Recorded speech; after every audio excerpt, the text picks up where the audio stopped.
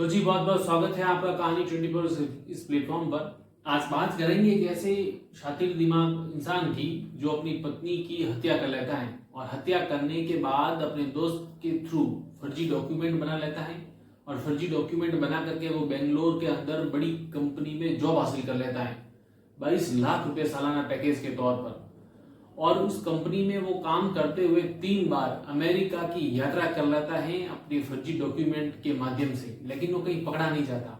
फिर कैसे पकड़ा जाता है? पूरे 14 साल बाद उसको जब पुलिस पकड़ती है तो पुलिस को एक ही प्रश्न करता है कि सर बताइए ना, आखिर वो कौन सा माध्यम था जिसकी वजह से आप मुझ तक पहुंचे हैं। इस कहानी को आप ढंग से देखिएगा, सुनिएगा, बड़ी ही दर्दनाक कहानी है और इस कहानी को एक लाइक जरूर कीजिएगा। इस कहानी की शुरुआत होती है 14 फरवरी साल 2003। अहमदाबाद में एक दक्षिण भारतीय परिवार रहता है। उस परिवार के मुखिया का नाम होता है ओके कृष्णन। अब जो ओके कृष्णन है, इनके पास 14 फरवरी को सवेरे सवेरे इनके जो दामाद होते हैं, इनका नाम होता है तरुण कुमार। ये फोन करते हैं, सामने से तरुण कुमार की आवाज आ रही होती है। तरुण कुमार काफी दुखी दिखते हैं, रो रहे होते हैं। वो रोते रोते अपने ससुर जी को समझाते हैं कि रात को घर में लूटपाट हुई थी और इसी लूटपाट में इनकी जो पुत्री है, उसका नाम है सजनी, इसकी मौत हो गई। अब जो ओके कृष्णन थे, उनके पांव तले मानो जमीन खिसक गई। सवेरे सवेरे ऐसा फोन आया, वो समझ नहीं पा रहे थे कि उनकी पुत्री के साथ अचानक ये क्या हो गया। वो अपनी पत्नी, अपने कुछ रिश्तेदार और मित्रों के साथ अपनी पुत्री की घर की तरफ चल पड़ते हैं। जब वो अपनी पुत्री के घर जाते हैं तो देखते हैं पुत्री का पूरा घर बिखरा हुआ है। उनका दामाद तरुण कुमार एक कोने में बैठे हुए जोर जोर से बिलख रहा है, रो रहा है। उनकी पुत्री फर्श पर पड़ी हुई थी। पुलिस आती है, उनकी पुत्री को उठा हॉस्पिटल लेके जाती है। डॉक्टर उन्हें मृत घोषित कर देता है। अब पुलिस के जो साथ जो खोजी कुत्ता होता है, वो बार बार उनके दामाद तरुण कुमार के ऊपर भौंक रहा होता है, लेकिन तरुण कुमार की जो मनस्थिति थी उसको देखते हुए परिवार वाले और पुलिस वाले किसी का भी ध्यान इनकी तरफ नहीं जाता। जब शाम को पोस्टमार्टम के बाद डेड बॉडी घर वालों को सौंपी जाती है, तब भी वो खोजी कुत्ता बार बार तरुण कुमार जो है उन्हीं के ऊपर भौंक रहा होता है, लेकिन तब तक तरुण कुमार पर किसी का ध्यान नहीं जाता क्योंकि उनकी मनस्थिति कुछ अलग थी। अगले दिन 15 फरवरी 2003 को ये तरुण कुमार हैं, वो अचानक से गायब हो जाते हैं। अब पुलिस अब तक इस केस को लूट के हिसाब से देख रही थी, तफ्तीश कर रही थी, लेकिन अगले दिन जब तरुण कुमार गायब हो जाता है तो पुलिस का काम और बढ़ जाता है। पुलिस अब उनके पति को भी ढूंढ रही होती है, लेकिन कहीं को सुराग नहीं मिलता। इसी दरमियान ये होता है कि जो सजनी है, उसके पिता यानी तरुण कुमार के ससुर जी तरुण कुमार पर एक FIR दर्ज करवा देते हैं। वो FIR में बाकायदा लिखवाते हैं कि मुझे पूरा यकीन है वो ना हो मेरी पुत्री को मेरे दामाद ने ही मारा है और वो गायब हो गया है। पुलिस अब उनके पति को ढूंढ रही थी, लेकिन जो उनके पति हैं तरुण कुमार, वो कहीं नहीं मिल रहे थे। पुलिस ने सब जगह तफ्तीश की। इवन पुलिस ने जो तरुण कुमार के माँ भाई, उनके सारे मोबाइल नंबर को भी सर्विलांस पे लिया। उन्हें लगा कहीं तो क्लू मिले, लेकिन क्लू नहीं मिला। तफ्तीश चल रही थी। ये घटना 2003 में हुई। जांच करते करते 2004 आ चुका था, लेकिन पुलिस के हाथ कुछ ठोस सबूत नहीं लग रहे थे। अब वक्त बीतता गया और साल आ गया 2006। इस घटना को 3 साल हो चुके थे, लेकिन कहीं कोई अपराधी पकड़ में नहीं आया। तो ये जो उस समय 2006 में जो गुजरात के मुख्यमंत्री थे वो नरेंद्र मोदी थे। उनसे मिलने के लिए जो सजनी है, इनके घर वाले काफी कोशिश करते हैं और काफी कोशिशों के बाद इनके घर वाले जो मुख्यमंत्री जी से मिलने में सफल हो जाते हैं। जब नरेंद्र मोदी से मिलते हैं तो वो अपनी पूरी दास्तान नरेंद्र मोदी को सुनाते हैं। उनकी पूरी बात सुनने के बाद नरेंद्र मोदी अपने पुलिस के आला अधिकारियों को आदेश देते हैं कि इस केस को रीओपन किया जाए और वास्तविक जो अपराधी है उन्हें पकड़ा जाए। तो ये केस दे दिया जाता है पुलिस के जॉइंट कमिश्नर AK शर्मा को। AK शर्मा अब इस केस को देख रहे होते हैं और इस केस की तफ्तीश कर रहे होते हैं, लेकिन उन्हें भी कोई खासा सफलता हासिल नहीं हो जाती। इसी दरमियान साल 2 साल वक्त बीतता जाता है और 6 साल बीत जाते हैं, लेकिन 6 साल में कोई पकड़ा नहीं जाता। हाँ, 6 साल में तबादले जरूर होते रहते हैं, अधिकारी चेंज होते रहते हैं। और अब 6 साल बीतने के बाद वक्त आ चुका था 2012 में नए DCP साहब आए थे। उनका नाम था दीपन बद्रान। ये जो नए अधिकारी थे दीपन बद्रान, इन्होंने जब इस केस को ढंग से स्टडी किया तो उन्हें एक बात समझ में आ गई, और वो बात ये थी कि ये जो सजनी है, इनके पति हैं जिनका नाम है तरुण कुमार, यदि ये तरुण कुमार पकड़ में आ जाए तो सारी समस्या ही खत्म हो जाए। तो तरुण कुमार को पकड़ना जरूरी था, इसीलिए उन्होंने कोशिश की कि जितने भी फोन हैं उन सबको सर्विलांस में लिया जाए ताकि किसी तरुण कुमार नाम के शख्स का पता लगे। कहते हैं 1 लाख फोन कॉल्स को सर्विलांस में लेने के बावजूद भी पुलिस को सफलता हाथ नहीं लगी और तरुण कुमार स्टिल उनकी पकड़ से दूर ही थे। अब ये तफ्तीश कर रहे थे, उसी दरमियान उन्हें पता चला कि उनकी माँ और उनके भाई हैं, उनके ऊपर भी पुलिस ने कड़ी निगरानी रखी और उनके जो फोन हैं उनको भी जो सर्विलांस में लेना शुरू किया, लेकिन उनकी माँ और उनके भाई के नंबर पे भी कोई ऐसा संदिग्ध फोन नहीं आया जिससे पुलिस को कोई क्लू मिले। तो पुलिस है वो फाइनली तय करती है कि मंदसौर में इनकी माँ रह रही होती है अन्नम्मा, ये अन्नम्मा के पास जाएंगे। तो पुलिस अपना भेष बदल कर मंदसौर अन्नम्मा के पास जाती है और अन्नम्मा से मिलके किसी तरह अन्नम्मा को बतौर पेइंग गेस्ट रहने के लिए राजी कर देती है। अन्नम्मा अब इन पुलिस वालों को बतौर पेइंग गेस्ट रख लेती है। पुलिस वाले वहां रहते हैं। इसी दरमियान अन्नम्मा के जितने भी पड़ोसी होते हैं उन सबसे मित्रता कर लेते हैं और मित्रता करने से पुलिस वालों को एक क्लू मिल जाता है और वो क्लू ये होता है, पड़ोसी ऐसा बताते हैं कि जो अन्नम्मा है इसके 2 पुत्र हैं, एक अहमदाबाद में रहता है और दूसरा कहीं दक्षिण भारत में रहता है। बस एक क्लू था, लेकिन पुलिस वहां रहती है तो थोड़े दिनों बाद पुलिस को यह भी पता चलता है कि बीच बीच में जो अन्नम्मा है दक्षिण भारत में केरल जाती है और केरल से बेंगलुरु जाती है। अब पुलिस को पक्का यकीन हो चला था कि ये महिला बार बार दक्षिण भारत जाती है तो कुछ तो गड़बड़ है।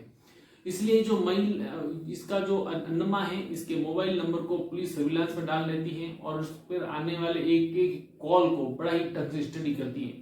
काफी समय बीत जाता है, कई महीनों तक पुलिस को सफलता हाथ नहीं लगती, लेकिन पुलिस इस बार पक्की थी इसलिए उसने हार नहीं मानी। काफी महीनों के बाद पुलिस एक दिन एक फोन कॉल आता है जो कि अननोन था, जो कि अन्नम्मा जो है इनके मोबाइल नंबर पर आता है और जब पुलिस इस फोन कॉल के बारे में जानकारी जुटाती है तो पता चलता है कि ये किसी निशा परवीन के नाम की सिम है और ये सिम है वो बेंगलोर की है, यानी बेंगलोर से फोन आया था। पुलिस को कुछ खास सफलता नहीं मिल रही थी, पुलिस तफ्तीश कर रही थी। इसी दरमियान एक दिन पुलिस को एक जबरदस्त क्लू हाथ लगता है और क्लू ये होता है कि जो अन्नम्मा होती है इसके ऊपर एक लैंडलाइन नंबर से फोन कॉल आता है। ये फोन कॉल भी बेंगलोर से ही होता है। पुलिस जो पता लगाती है तो पता चलता है कि बेंगलोर में एक कंपनी है जिसका नाम है ओरेकल इंडिया प्राइवेट लिमिटेड। ये इस कंपनी से फोन कॉल आया था। तो पुलिस तय करती है कि हो ना हो ये जो तरुण कुमार है इसी कंपनी में काम कर रहा होगा, तो हम लोग वहां जाकर इसको पकड़ लेते हैं।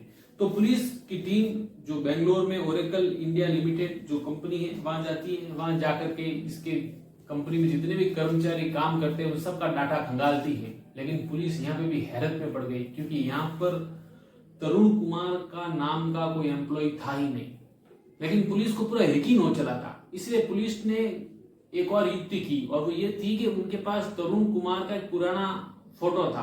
तो जो पुलिस के कर्मचारी थे, ये जो कंपनी थी ओरेकल इंडिया प्राइवेट लिमिटेड, इन्हीं के बाहर आसपास वो पुराने फोटो लेकर खड़े रहे और उसके अंदर काम करने वाले कर्मचारी को फोटो दिखाते रहे और उनसे मदद लेते रहे कि इस प्रकार के हुलिये वाला कोई व्यक्ति आपको देखा है क्या इस बिल्डिंग में जाते हुए। काफी दिनों की कोशिश के बाद उनको उनकी बिल्डिंग के एक व्यक्ति के द्वारा जो पुलिस को क्लू दे दिया जाता है कि हाँ साहब इस शक्ल का व्यक्ति है, वो इस बिल्डिंग में जाता है और काम करता है। अब पुलिस समझ चुकी थी कि वही तरुण कुमार है।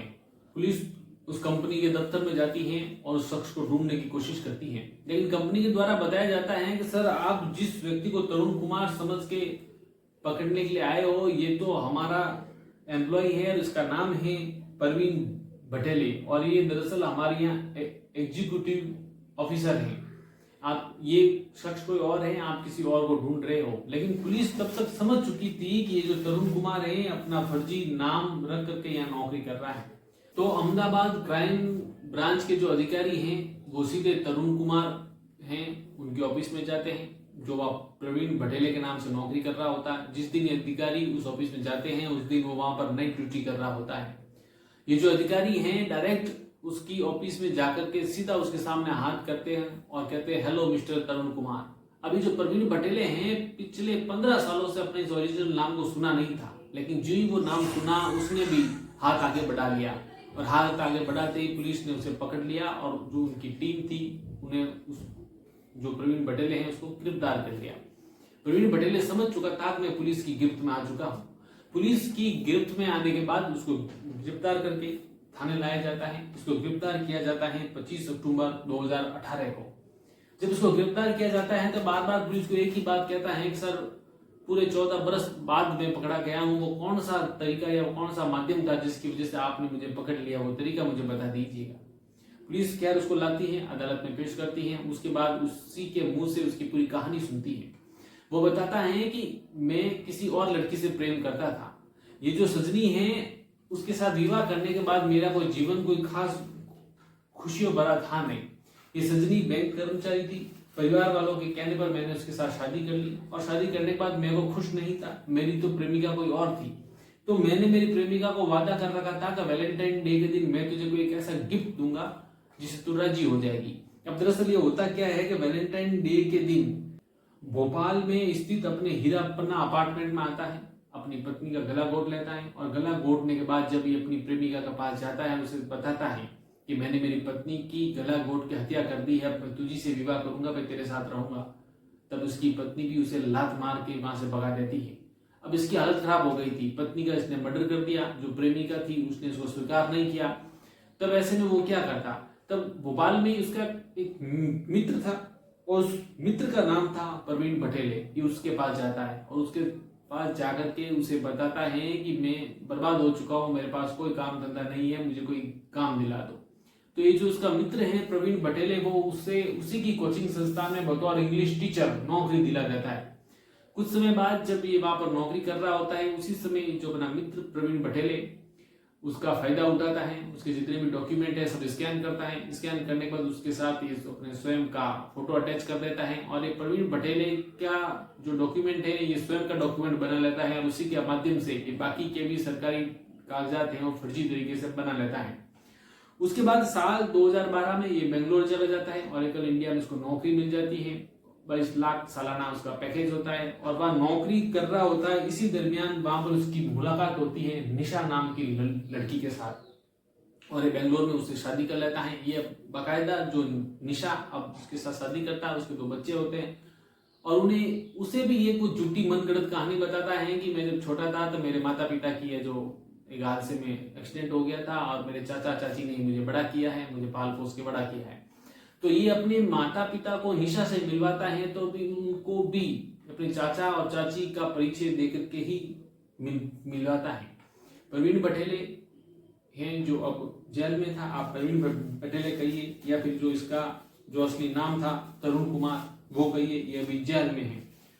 और ये जो निशा है इनकी पत्नी, इनसे पुलिस इंक्वायरी करती है तो निशा बाकायदा बताती है कि मैं तो सच्चाई नहीं जानती कि क्या ये तरुण कुमार है। मुझे ये बेंगलोर में जब से मिले ये प्रवीण बटेले के नाम से ही मिले और मैं उन्हें इसी के नाम से जानती हूँ।